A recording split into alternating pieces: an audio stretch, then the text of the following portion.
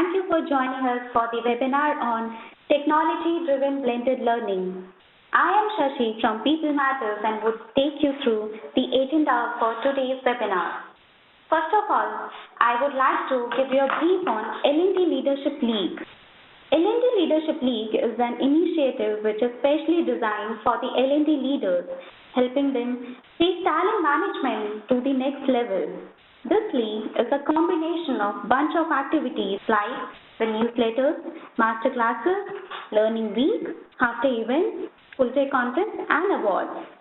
Just to give you a brief on the webinar, this masterclass will focus on technology-driven blended learning, the new driver of communication skills at the workplace.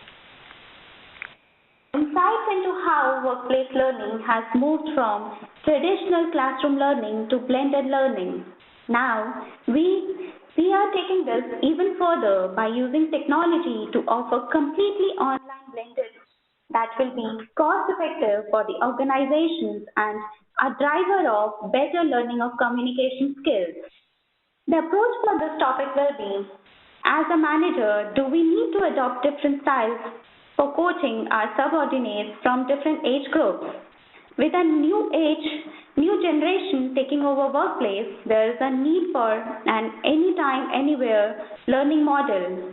How is blended learning best placed to address this need? What are some technological and learning-related challenges that organizations face as a result of blended learning? Myths about online learning include assertions such as online courses are easier than face-to-face courses. How does blended learning tackle such assumptions? To present this session, we have the privilege of having with us Neelu Chawla, Head Learning and Organization Development at Maersk Global Services Centres. Neelu has extensive experience in the areas of functional development, leadership development, knowledge transfer, employee engagement, and retention practices within the ITS industry for businesses in the transportation, automotive, manufacturing, publishing, and retail healthcare sectors across multiple geographies and numerous product lines. Shashir Shetty, National Sales Manager, Pearson TalentLens India. Shashir's area of passion and interest has been the use of assessments in profiling and identifying talent. He has worked in various capacities of business development and consulting in Meritrack and Pearson TalentLens. The experience of working extensively in the assessment and learning space has seen him work with more than 100 plus organizations across industries in designing and developing effective and innovative strategies for recruitment and talent management. Sponsors for today's webinar for helping us make this program possible are Center for Creative Leadership, Pearson TalentLens, Sum Total Systems, a Skillsoft company, Great Lakes Institute of Management, and Wilson Learning. We have saved time for you to ask your questions at the end of the webinar. For those watching the live webinar, you can submit questions at any time during the presentation through the Q&A section. We will try to respond to as many questions as time allows. We have a full exciting agenda for the webinar today. So without any further delay, I am going to hand over the webinar microphone to Shashir. Over to you, Shashir. Good morning, everyone. Thank you so much for taking time to be a part of this webinar. And Shashi, thank you for your introduction.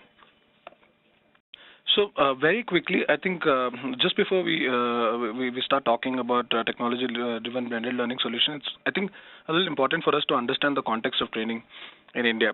So if you look at the training market in India, it's about $150 million. The CAGR is about 25%. Now, interestingly, and the most important and significant factor here is that 40 to 45% of the spend on corporate training is being consumed by freelance consultants. And ELT and soft skills training roughly amounts to approximately 30% of the training expenditure, whereas online learning expenditure for 2014 was estimated to be only about 10 to 15% of the total corporate expenditure, growing, however, at a CAGR at 18%. Now, given this background and some of the forces that are affected, I think one of the biggest challenges is 40 to 45% of the spend on corporate training is being consumed by freelance consultants. Objectivity and consistency in training becomes the biggest challenge. How do you maintain consistency across so many trainers that are delivering this program for you? That's one. Second, availability of talent is one of the biggest drivers. Do you buy talent from the market, or do you kind of hire them and then train them? The third is accountability and ownership of training spend, that is business impact. ROI recently has emerged as the single important metrics for measuring HR interventions as through a survey conducted by a very famous HR magazine. And the learner himself or herself is emerging today. They want flexible, convenient, and informal learning and anytime, anywhere learning.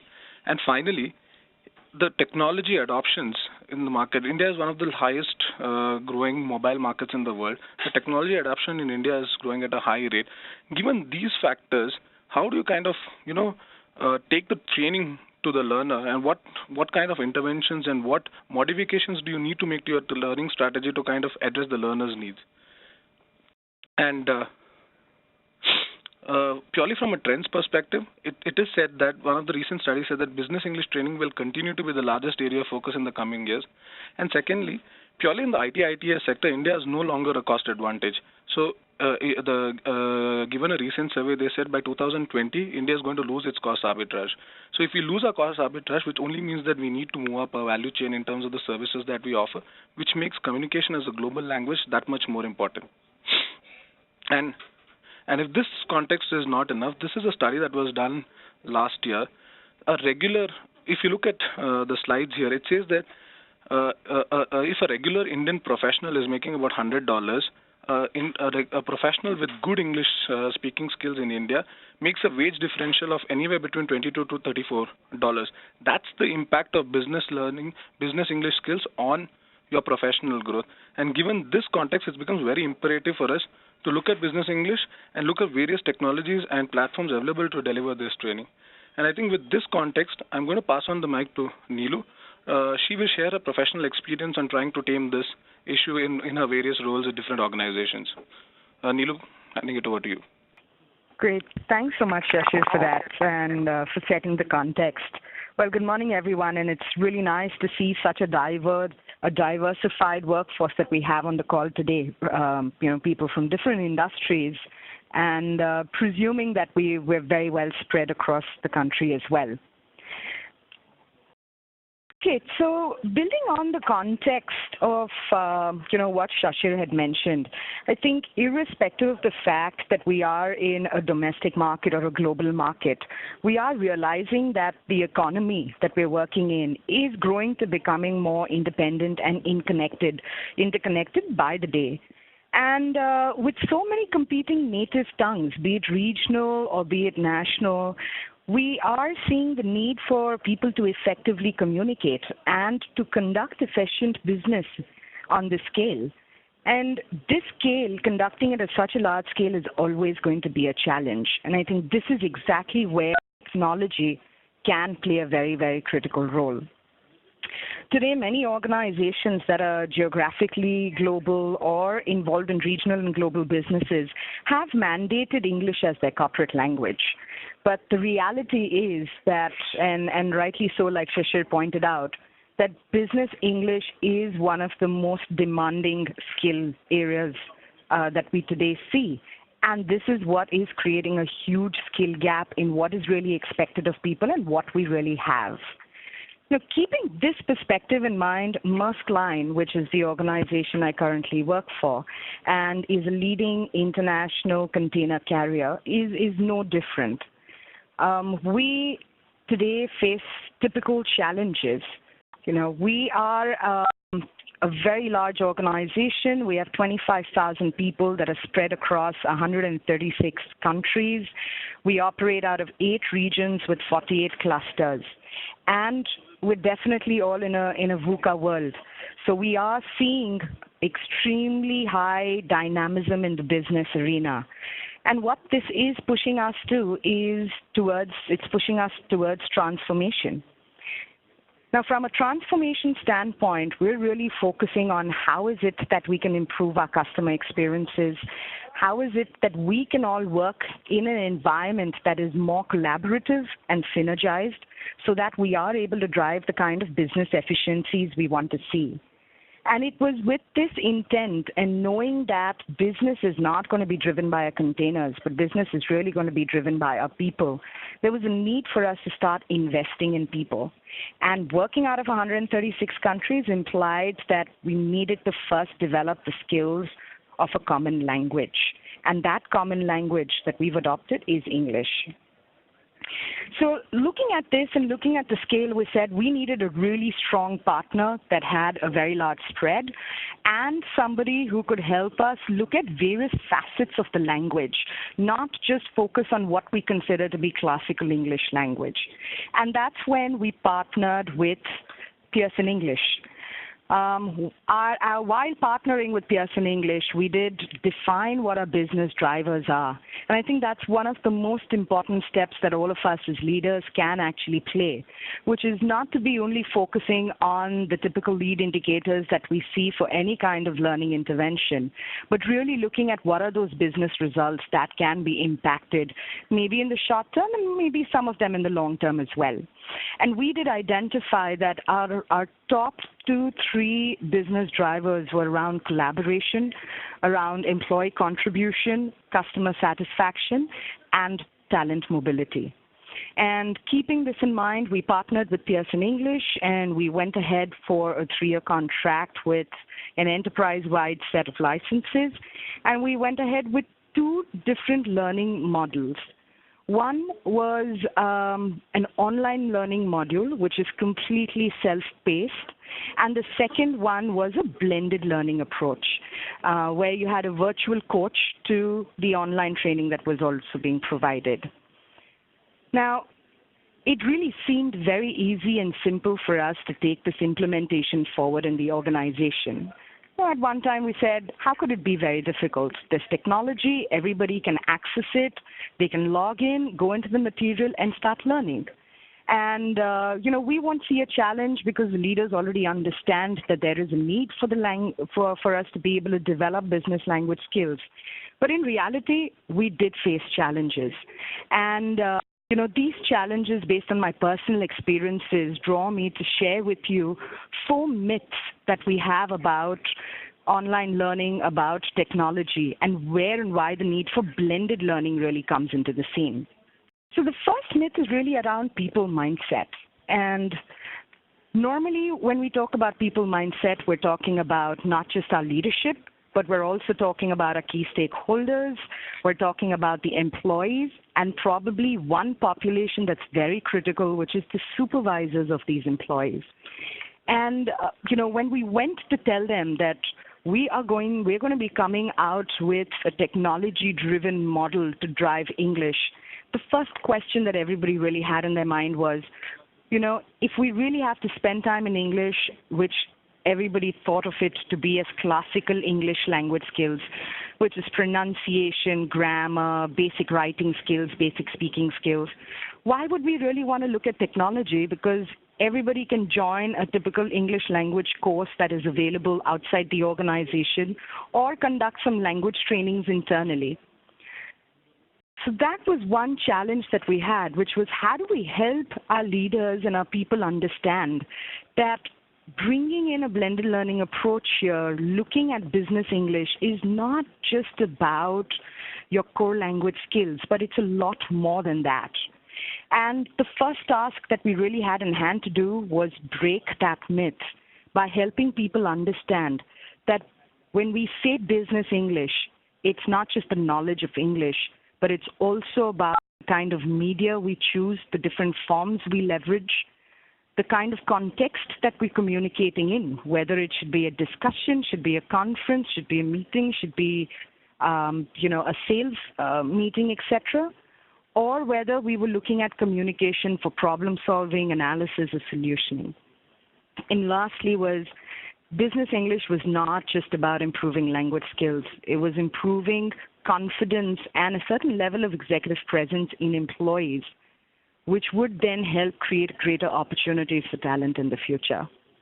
So a lot of effort went in initially in just trying to propagate and communicate the message that it's not language, it's a combination of language, medium, the context, ability to problem solve, and confidence.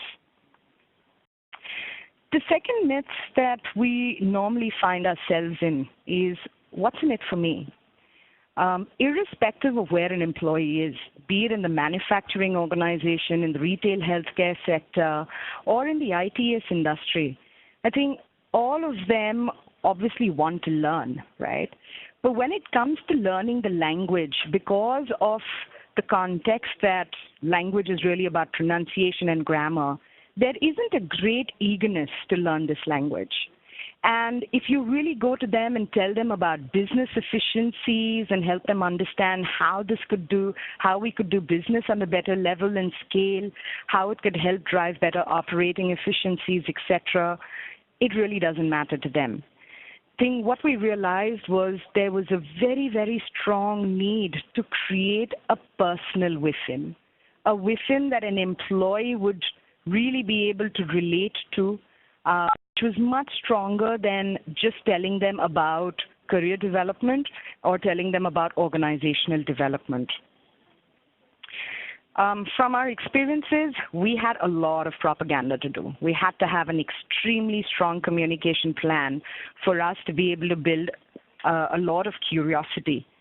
So we have to look at personal wins, leverage peer competition, talk about career opportunities, quick wins that could come in, in terms of tangible rewards that they could get.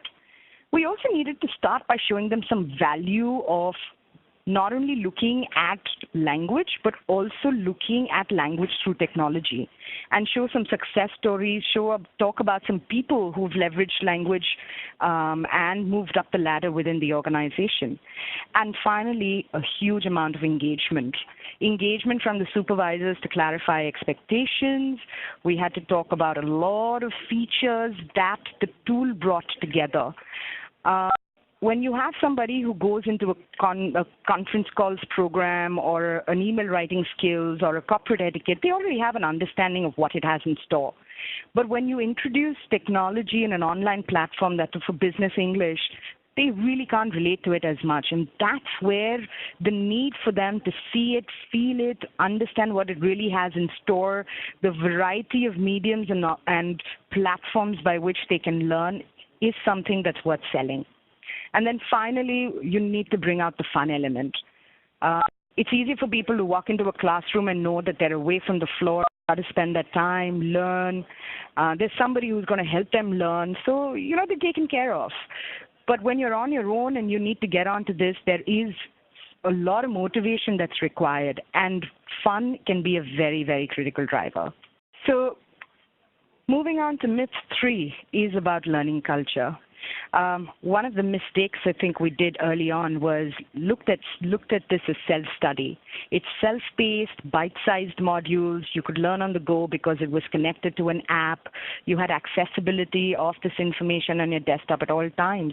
And we actually believed that having created an environment which was so resourceful and there was enough information across, that people would automatically be motivated enough to go ahead. But the reality is that when nobody is watching, you tend to slip away. And that's the same thing that would happen with self-study. So the need to be able to bring in a lot of more guidance and governance to self-study is in fact much higher than what you'd probably want to invest in classrooms. In classrooms, you already know that there's an instructor and the instructor is going to make you learn. But that's not the case with self-study. And in the first year, we really didn't do very well. We barely utilized even 20% of the licenses that we had taken. And we barely had people who had spent around 10 to 15 hours on the tool. And I think that's when in year 2, when we moved ahead, we realized that we needed to build a much stronger support system. And the support system had to start with the supervisor. In introducing technology, which is not very convenient for people who've never been in that space earlier, the supervisor plays a very important role to help them understand its value and to let them know that this can create a big impact for them. So there was a lot of upskilling and involvement that we had to have with the supervisors. Also, peer competition works irrespective of the industry or the product line that you're working with. And we had to create participant boards or Hall of Fames, if you say, and leverage a lot of social currency. We start giving people credits for the number of activities they completed, for the number of hours they spent, etc. And we did this from a social standpoint, which was give them, allow them to connect with leadership, allow them to connect or go out for dinner with, with a peer group, etc. of their choice. And then finally, we did a lot of tracking. So while anybody who's working in technology can really go in and, figure out their own progress, the need to publicize that progress, track it regularly, customize the way that information is represented was probably a lot of more effort upfront than what you'd probably need from a classroom intervention. And then finally, a lot of the tracking helps you look at short interval controls. You need to change your communication plans. Success stories, role modeling will work for a certain period of time, but after that, it's really about progress that people are making and what people are getting in return for the kind of progress they're making that makes a difference. So we needed to use different strategies to continue to sustain and support the learning culture that we had to build. And then finally, we created certain myths really around learning efficacy. The first thing that we all believe is online learning, because of its accessibility, will be easier to use and people will learn quicker. The reality is that it's a slow start. It can build over a period of time and probably, move at a much faster pace. Plus, the stickiness of learning can be much, much stronger than classroom. But it starts slow, and we need to come to terms with that. Our first and second years, we didn't really see the kind of results that we wanted to see. One was because we didn't have a lot of people participating, but as well, once we started getting participation moving up, we realized that it was not changing as fast as we thought classroom would have an impact. But again, certain things to be able to change that myth that we had to do was, one, bring in learning breaks. No point in asking them to do self-paced and not giving them opportunity at the workplace to be able to learn. I mean, many people don't have the time to go back apart from weekends to practice at home. They prefer to be in the office and practice that. So if you can give them short bite-sized breaks, then that would really work in getting them on the tool quicker and thereby spending a lot of more time at learning. We saw that the best way for them to learn was also to share their knowledge and teach.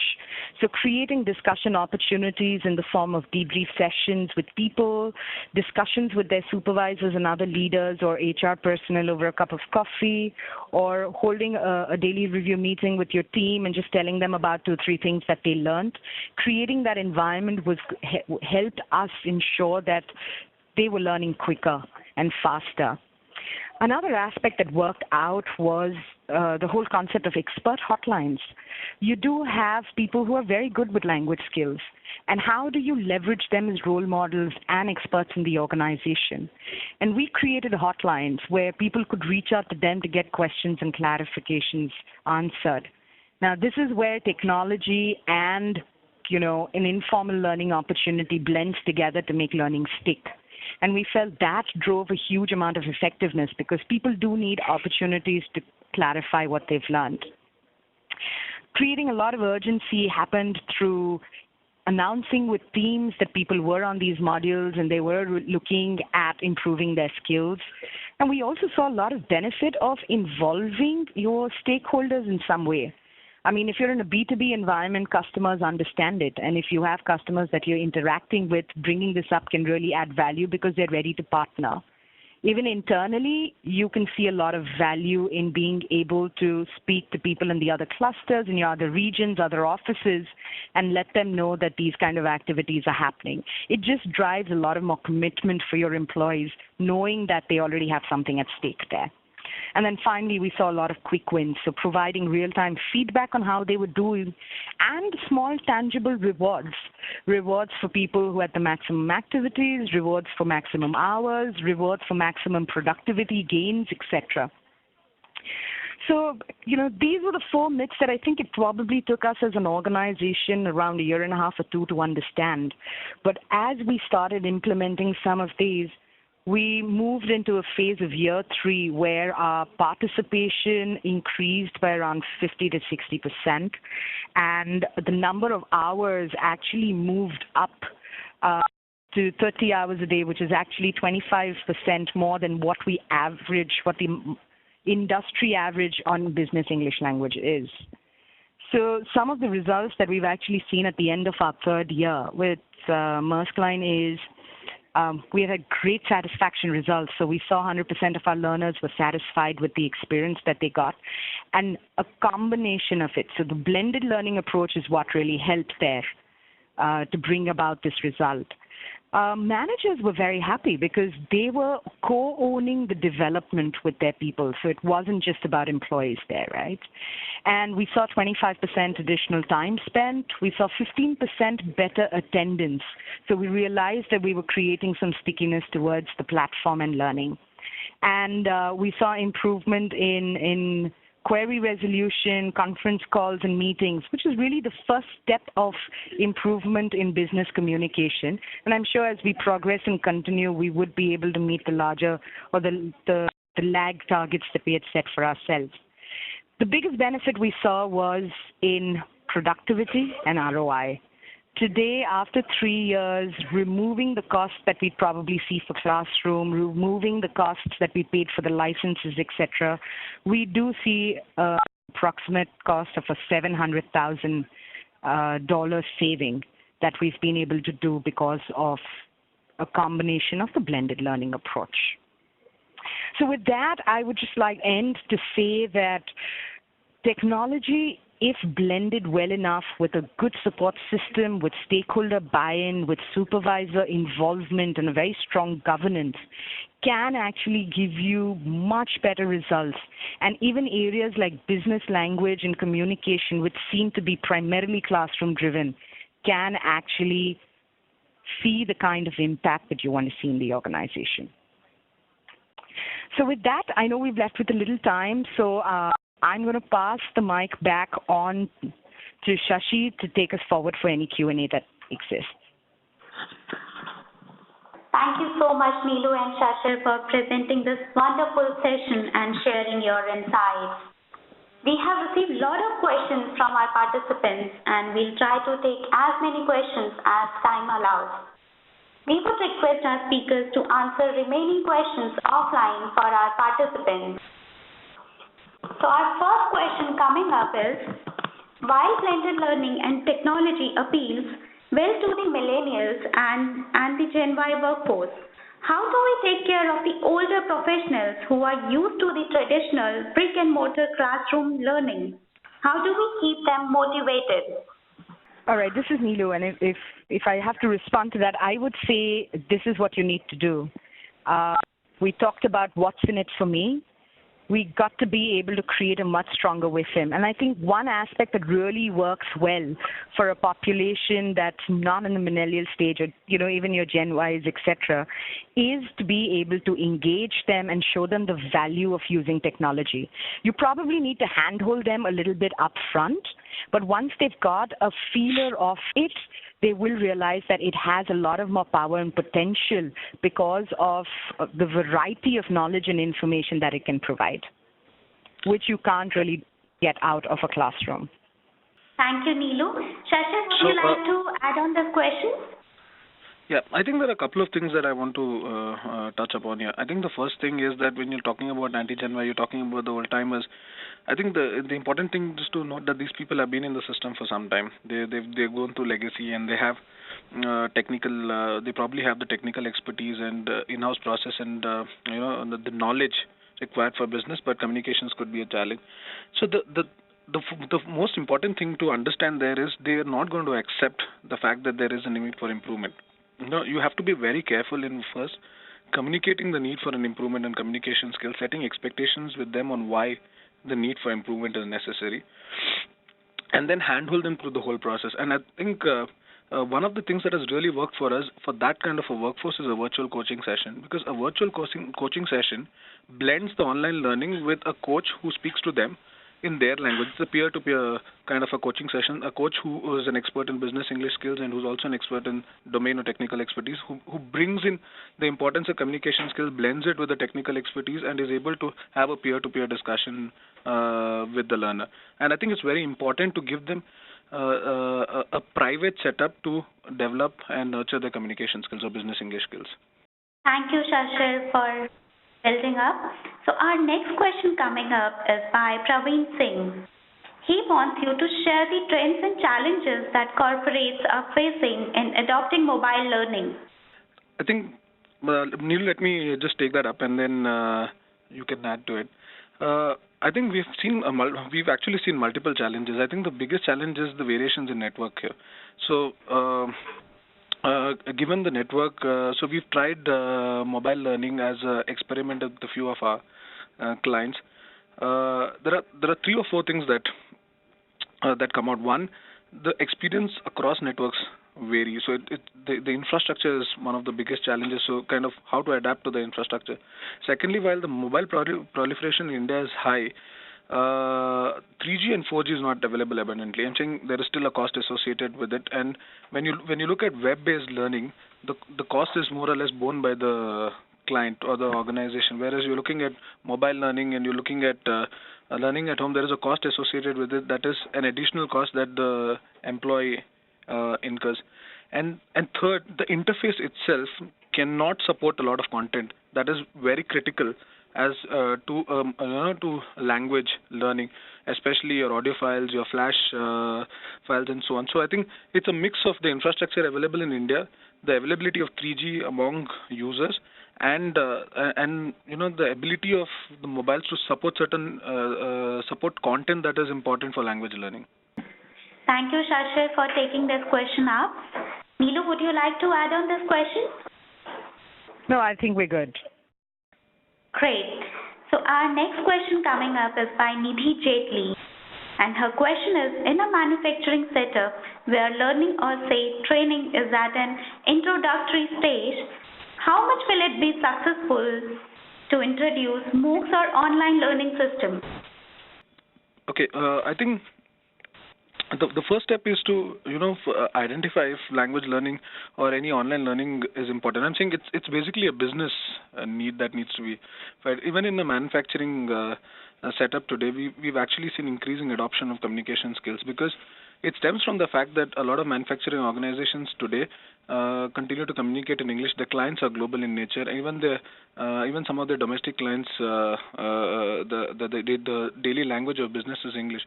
So first, it's a business-driven need, and this business-driven need needs to be communicated to the learners effectively. That's the first step. And the second step is, especially in manufacturing setups, we found that online learning is much more beneficial, because if you look at manufacturing setups, they have multiple plants spread across the country. And one of the biggest challenges of classroom-based learning in these setups is that it's impossible to maintain consistency in these remote locations. Given the quality of trainers, given the scale at which you're running these trainings. So purely online learning allows you to, gives you the flexibility or gives you the reach to reach out to these individuals at different locations, and it also allows you the consistency of delivery. But the most important thing is you first need to drive the importance of why this is being done. And I think third most important thing is you need to tie it to something. As Neelu said, there has to be a motivation, a learner motivation. Why does the individual need to go through that online learning program? Is it a career development opportunity? Is it for promotions? Is it a business challenge that you're trying to address? And I think that communication or the message that goes to the individual needs to be emphasized upon. In the meanwhile, I see another question that's come through from Urvashi Anand. Her question is, in an industry like manufacturing, how to pitch the employees and attract them for virtual learning? And what should communication be like? And enlighten me with some do's and don'ts that may be critical. Shashir, this is in continuation to the response that you just provided. Would you want to share some of your perspectives of do's and don'ts? I'm saying I don't think the answer changes much. I think it's very important to first drive home the importance of language learning or online learning, and it also depends on the segment that you're trying to address. Are you looking at an entry level segment? Are your strategy or your communication or your medium changes based on what target audience you're trying to address here? Are you trying to look at online learning for an entry level? There, that option is higher, irrespective whether it's a manufacturing or a non-manufacturing or an IT organization. But I think the most important thing still with the manufacturing organization is, one, to drive home the importance of drive home the need first. But the second most important thing that I think when we are trying to look at manufacturing organizations, sometimes we found that the infrastructure, the IT infrastructure itself could be a challenge, and we face this in a few organizations. So I think the second most important thing to do is, to get the IT infrastructure right, so that and set up some demo sessions where people can come. So we had a client in Bangalore who actually set up something called as a lab, an online learning lab. And they created a small lab in one of the plants, and they asked people to come and start spending time in these labs and going through some of the modules that they created. And they asked these participants, this pilot group, to share their experiences with the rest of the population. And these guys, in fact, had such a good time learning, and the experiences that they shared and the success of this pilot ensured that they could take it to other organizations, the other plants, and successfully install these online learning labs there as well. So it's important to drive the communication on why this is important, and secondly, provide infrastructure for them to engage with online learning better. Thank you, Shashir, and thank you, Neelu, for taking all the questions. We are still left with many questions, but we are running short of time. So with this question and answer session, we are going to wrap up today's webinar. Once again, we thank today's webinar partners, Center for Creative Leadership, Pearson TalentLens, Sum Total Systems, a Skillsoft company, Great Lakes Institute of Management, and Wilson Learning. And finally, our special thanks to Neelu and Shashir, the speakers for this webinar, for their time and invaluable information that they have shared with us today.